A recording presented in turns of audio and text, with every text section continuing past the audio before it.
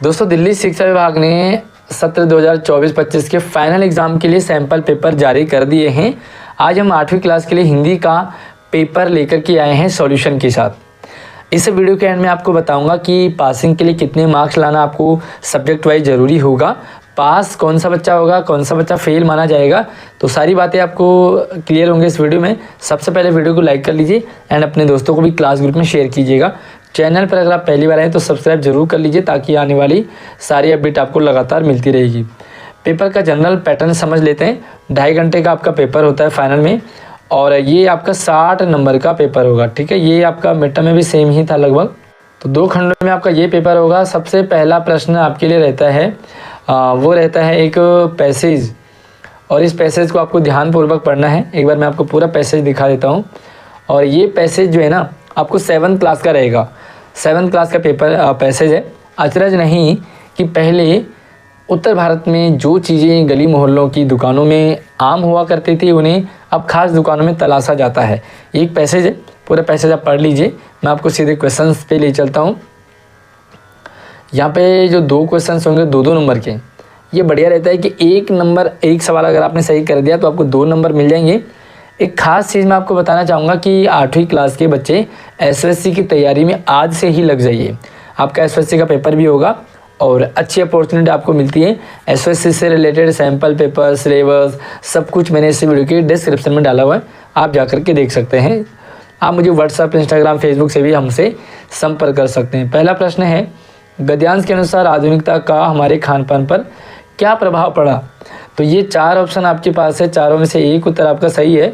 मैंने ये सवाल पढ़ा लेकिन मुझे कोई सा भी इनमें सही उत्तर नहीं लगा। ठीक है, थोड़ी देरी पढ़ा मैंने। आपको कौन सा उत्तर लगता है सही, मुझे कमेंट में ज़रूर बताइए। आप कौन से स्कूल से हैं ज़रूर मेंशन कीजिए। दूसरा सवाल है, खान पान की मिश्रित संस्कृति में हम चीज़ों का असली और अलग स्वाद क्यों नहीं ले पा रहे। खान पान की मिश्रित संस्कृति होगी, सब मिला जुला हो गया है, तो हम उस चीज़ का असली स्वाद क्यों नहीं ले पा रहे हैं। तो इसका जो करेक्ट आंसर है, प्रीति भोजों और पार्टियों में ढेरों चीज़ें रख देने के कारण। तो वही सबसे होता क्या कि जो पार्टियां होती है उसमें बहुत सारे आइटम एक साथ रखे जाते हैं और हम भी अपनी प्लेट को भर लेते हैं। जब प्लेट भर लेते हैं तो हमें स्वाद नहीं पता लगता कि ये रसगुल्ले का स्वाद है कि मटर पनीर का स्वाद है, क्योंकि सारा मिक्सअप हो जाता है ना।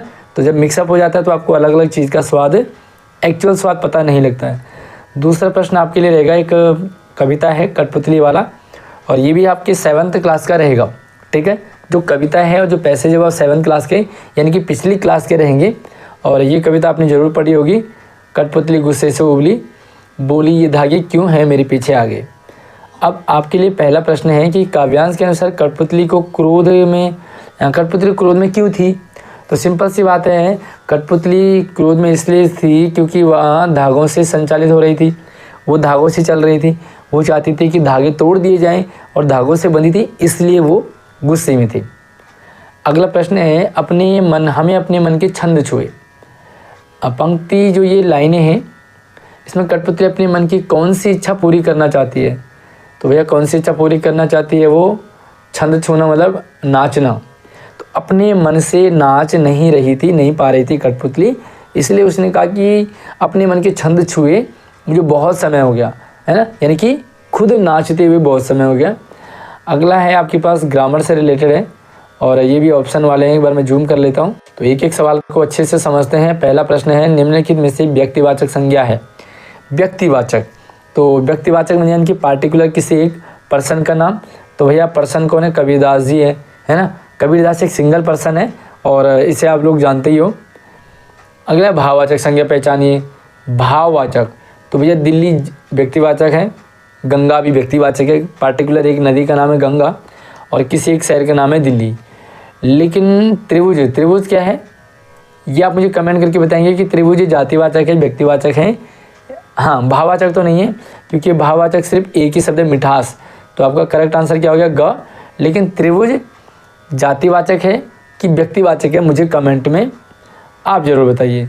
अगला है, दरवाजे पर कौन खड़ा, वाक्य में सर्वनाम की पहचान कीजिए। भाई सर्वनाम करना, वाक्य पर दरवाजे पर कौन खड़ा है, दरवाजे पर कौन खड़ा है, तो सर्वनाम कौन सा है, यस बिल्कुल सही है। कौन जो है यहाँ पर सर्वनाम है।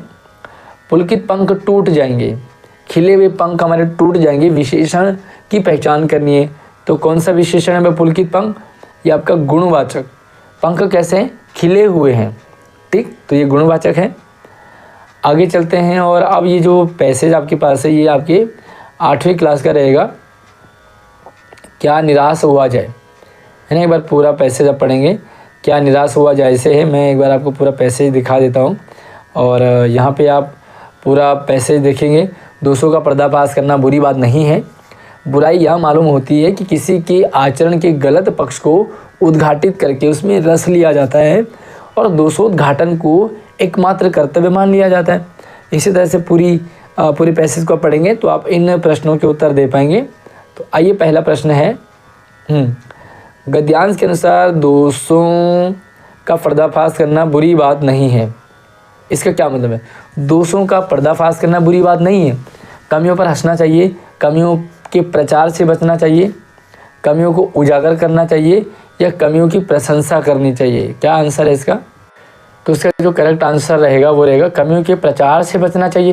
भाई किसी में कमी है तो क्यों प्रचार करें उनका, है ना, रहने दो, जिसमें जो कमी है रहने दो, क्योंकि हमें अच्छाई का प्रचार करना है, ना कि बुराई का। तो इसका करेक्ट आंसर, गद्यांश के अनुसार लोक चित्त में अच्छाई के प्रति अच्छी भावना कैसे जगती है? भाई लोगों के चित्त में अच्छाई के प्रति अच्छी भावना कैसे जगेगी? बुराई का महिम मंडन करने के लिए अच्छाई को उजागर करने से। तो अच्छी भावना कैसे जगेगी भाई? अच्छाई को उजागर करेंगे तो अच्छी भावना जगेगी। किसी अच्छे इंसान की तारीफ़ कर दो, उसके गुण की तारीफ़ कर दो, तो अगला बंदा भी सोचेगा कि मेरे अंदर भी ये गुण होना चाहिए, यानी कि अच्छाई जो है उसको उजागर करना चाहिए और मतलब बढ़ाना चाहिए, प्रचार करना चाहिए उसका अच्छाई का। गद्यांश के अनुसार टिकट बाबू गाड़ी के डिब्बे में क्यों उपस्थित हुए होंगे? जो टिकट देने वाला है वो गाड़ी के डिब्बे में आ गया लेखक के पीछे पीछे, क्योंकि लेखक कुछ पैसे अपना भूल गया था, जल्दबाजी में टिकट लिया, वापस लेना भूल गया था। तो टिकट बाबू जो है वो शेष धनराशि उसे वापस करने के लिए वो ट्रेन के डिब्बे में आ गए थे। गद्यांश के अनुसार लेखक को आश्चर्य क्यों हुआ?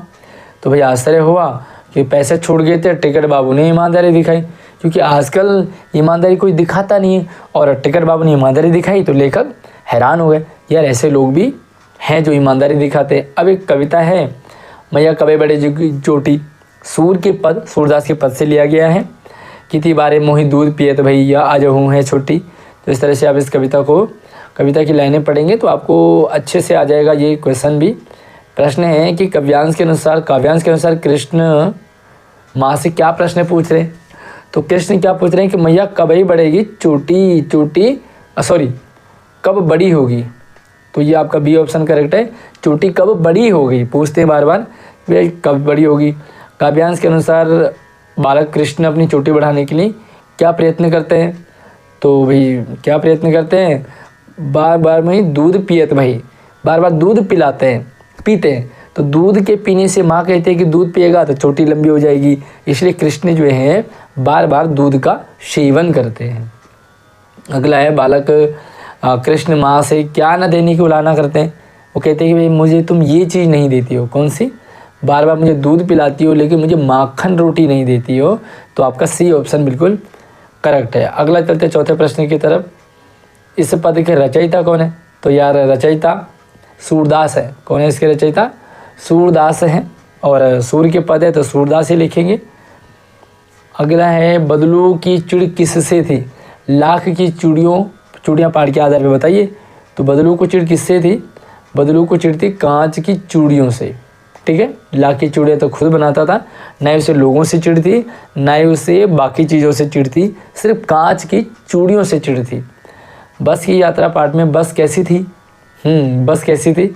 तो ये बस थी वयोवृद्ध और दीनहीन। वयोवृद्ध मतलब खूब बूढ़ी, और दीनहीन मतलब कमज़ोर सी, मतलब टूटी फूटी। अगला, भगवान की डाकी कविता के रचयिता कौन है? तो इसके रचनाकार कौन है? रामधारी सिंह दिनकर, ठीक है। जो भी मुझे मतलब पता ना हो, गलत आंसर आपको लग रहा हो तो उसका कमेंट कर सकते हैं।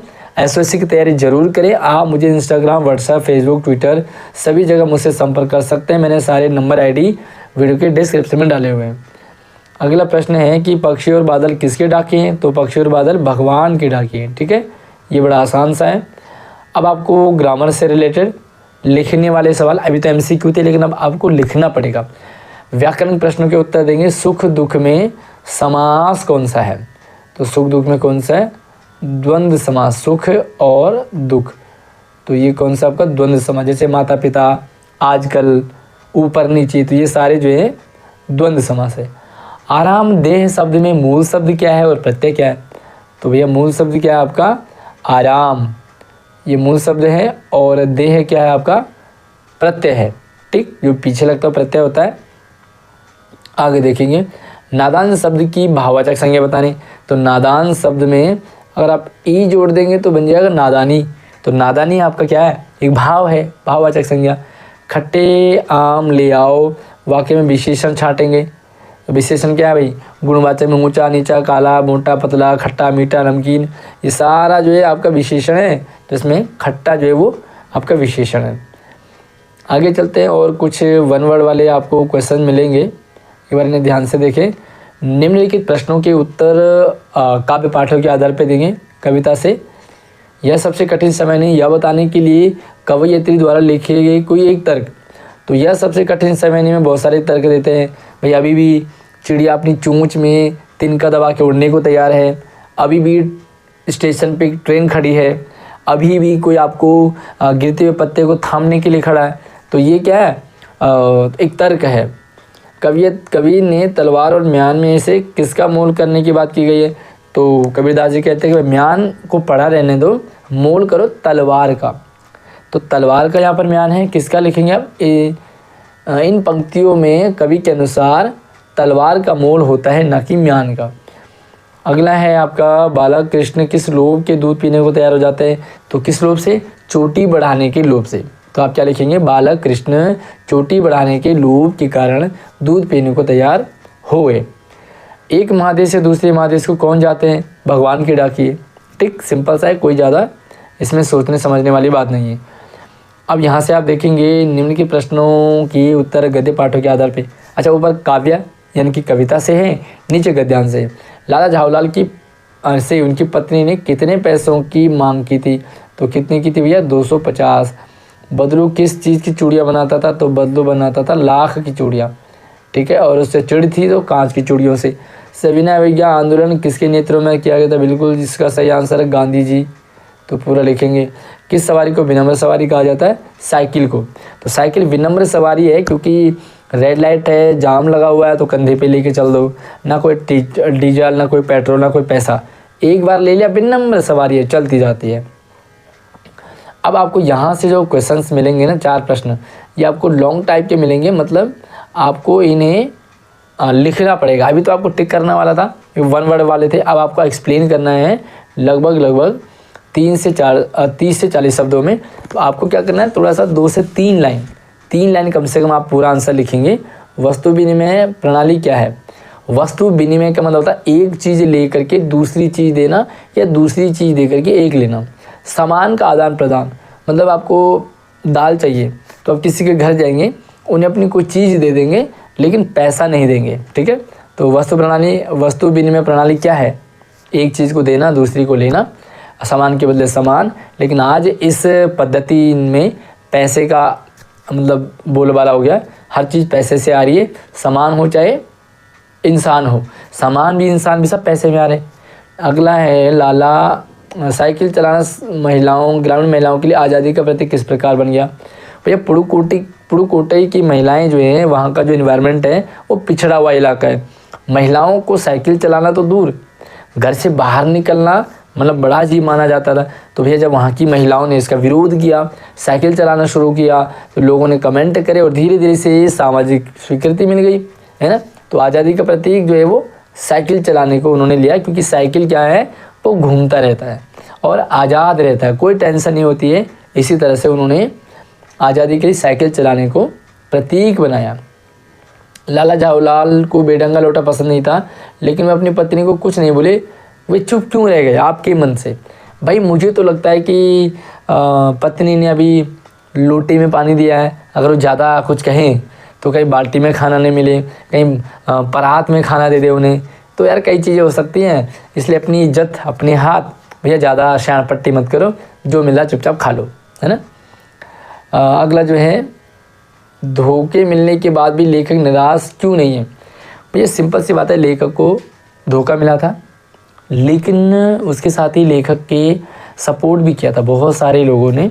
जैसे जो टिकट बाबू है वो पैसे वापस लौटाने आया, जैसे बस कंडक्टर, जो बस का कंडक्टर है वो दूसरी गाड़ी की व्यवस्था करके और उनके बच्चों के लिए दूध भी लेकर के आता है। तो इस तरह से बहुत सारी चीज़ें हमारे साथ भी, नेगेटिविटी चाहे कितनी हो, लेकिन कहीं ना कहीं पॉजिटिव लोग भी आपने देखे होंगे। तो अब आप मुझे कमेंट करके बताएंगे कि आपने किसी में कितना पॉजिटिव देखा और आपका काम किसने किया, आज से पहले आपकी मदद किस किसने की बिना रीज़न से। तो कमेंट करके आप ज़रूर बताएंगे। अगला है, फिर से 30 से 40 शब्दों में है और आपको प्रश्न 3 ही करने, क्योंकि 4 दिए हैं। एक देश की धरती दूसरे देश में सुगंध भेजती है, इसका क्या मतलब है? इसका ये मतलब है कि एक देश दूसरे देश में आपस में प्यार प्रेम से रहना चाहिए, वैमनस्यता नहीं करनी चाहिए। भाई चिड़िया पक्षी एक देश से दूसरे देश चले जाते हैं बिना किसी टैक्स के, बिना किसी परमिशन के, है ना, आराम से, कोई रोक टोक के। इसी तरह से हमें आपस में प्यार से मिल बांट के रहना चाहिए, है ना। आप लिख सकते हैं, चिड़िया चोंच में तिनका दबाकर उड़ने की तैयारी में क्यों है? वह तिनकों का क्या करती होगी? सिंपल सी बात है, चिड़िया चोंच में तिनका दबा करके उड़ने की तैयारी में इसलिए क्योंकि रात हो रही होगी, उसे अपने घर जाना होगा, घोंसला बनाना होगा और वो लगातार काम करना चाहती है। वो आलसी नहीं है, वो बैठना नहीं चाहती, ठीक है। अब वो तिनकों का क्या करती होगी? तो भैया क्या करती होगी तो चिड़िया को पता होगा, लेकिन हमें संभावना है ये हो सकता है वो तिनका खाती होगी, या वो अपने बच्चों को खिलाती होगी, या अपना घोंसला घर बना रही होगी। तो कुछ भी हो सकता है, आप जो भी लिखेंगे वो आपका करेक्ट आंसर होगा। अगला है, मक्खन चुराते समय और खाते समय कृष्ण मक्खन क्यों बिखरा देते हैं? फिर सिंपल सी बात है, छोटा सा बच्चा है काना, जब वो दही निकालता है तो निकालते निकालते कुछ गिर जाता है। दूसरा है तो उसके छोटे छोटे हाथ हैं तो सही से पकड़ में नहीं आता। तीसरी चीज़ है कि भाई बच्चे क्या करते हैं ना, खाते कम है गिराते ज़्यादा है, तो ये भी हो सकता है। या उस कृष्ण को खाना नहीं आ रहा इसलिए, या उससे जो अच्छा नहीं लग रहा उसे फेंक दे रहा है। तो कुछ भी हो सकता है, आप इसका आंसर लिख सकते हैं। कबीर घास की निंदा करने से क्यों मना करते हैं? वो कहते हैं घास की निंदा मत करो। तो कबीरदास जी घास के माध्यम से उन कमज़ोर वर्ग के लिए, उन पिछड़े वर्ग के लिए आवाज़ उठाते हैं। उन कमज़ोरों को, गरीबों को हमें दबाना नहीं चाहिए, बल्कि उन्हें सपोर्ट करना चाहिए। तो कभी घास की निंदा करने से इसलिए मना कर रहे हैं क्योंकि भैया कभी भी कोई भी हमारे किस काम आ जाए, या किसी को छोटा ना समझो। अगर हमने किसी को छोटा समझा, ज़रूरत पड़ने पर हमारे कोई कितना बड़ा काम आ सकता है ये हम कह ही नहीं सकते, है ना। और पहले हमने उसे छोटा दिखा दिया, भला बुरा कह दिया, बाद में हमारे काम आना भी होगा ना तो हमारा काम नहीं आएगा। इसलिए किसी की भी निंदा नहीं करनी चाहिए। अगला प्रश्न है, बहुत ही आसान है। एक आपको अनुच्छेद लिखना है, 80 से 100 शब्द। टॉपिक दे रखे हैं या तो वायु प्रदूषण पे, या दीपावली पे, या मोबाइल का प्रयोग। भैया देखिए, सबसे ज़्यादा आप मोबाइल का प्रयोग करते हैं, तो मोबाइल क्यों ज़रूरी है, क्यों ख़राब है, कितना यूज़ करना चाहिए, बच्चों के लिए फ़ायदेमंद, बड़ों के लिए फ़ायदेमंद, बस लिख सकते हैं मोबाइल का प्रयोग। वायु प्रदूषण और दीपावली, तो अभी दीपावली का त्यौहार आपने मनाया बड़ी धूमधाम से, लक्ष्मी पूजन हुआ, पटाखे फोड़ते हैं लोग, रामचंद्र जी वापस अपने घर लौटते हैं। ये सारी चीज़ें आप लिखेंगे, आपका आंसर कंप्लीट हो जाएगा। या तो आप वायु प्रदूषण, भैया दीपावली में लोगों ने बहुत सारे पटाखे जलाए, बम जलाए, वायु प्रदूषण हो गया। इधर पंजाब में पराली वगैरह जलाई जाती है तो वायु प्रदूषण हो जाता है। इस तरह से आप बना करके ना अनुच्छेद लिख दें। और अगला है आपके पास एक पत्र है, निम्नलिखित में से एक विषय पर एक पत्र लिखेंगे। अब विषय कौन कौन से एक बार देख लेते हैं। अच्छा, यहाँ पर 2 पत्र दे रखे हैं, 2 में से आपको एक करना है। पहला क्या है कि अपने बड़े भाई के विवाह में शामिल होने के लिए 2 दिन के लिए अवकाश पत्र। भाई आप अपने भाई की शादी में जा रहे हो, आपको 2-3 दिन लग जाएंगे, तो आप इसकी सूचना दें कि भैया हमें अपने भाई की शादी में जाना है, गांव जाना है, फलाने गांव जाना है, तो 2 दिन हमें जो है, 1 दिन आना 1 दिन आना जाना, और 1-2 दिन शादी है तो भैया 2-3 दिन हमें लग जाएंगे।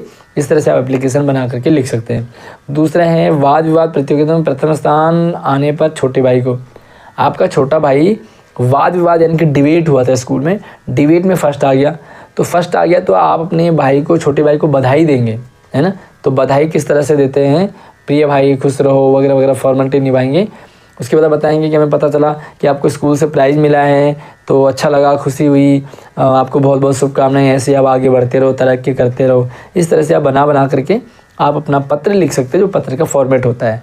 तो ये था वो पेपर जो आपका इस साल आने वाला है फाइनल में। एसएससी की तैयारी जरूर करें। आप मुझसे व्हाट्सएप, इंस्टाग्राम, फेसबुक, ट्विटर सभी जगह से जुड़ सकते हैं। नंबर आईडी वीडियो के डिस्क्रिप्शन में डालें।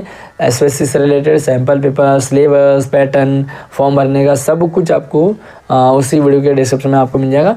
जाइए और देखिए। चैनल को सब्सक्राइब करना बिल्कुल ना भूलिए, ताकि आने वाली सारी वीडियोज आपको लगातार मिलती रहेगी। अगली वीडियो मिलते हैं, तब तक आप अपना ख्याल रखिए। जय हिंद।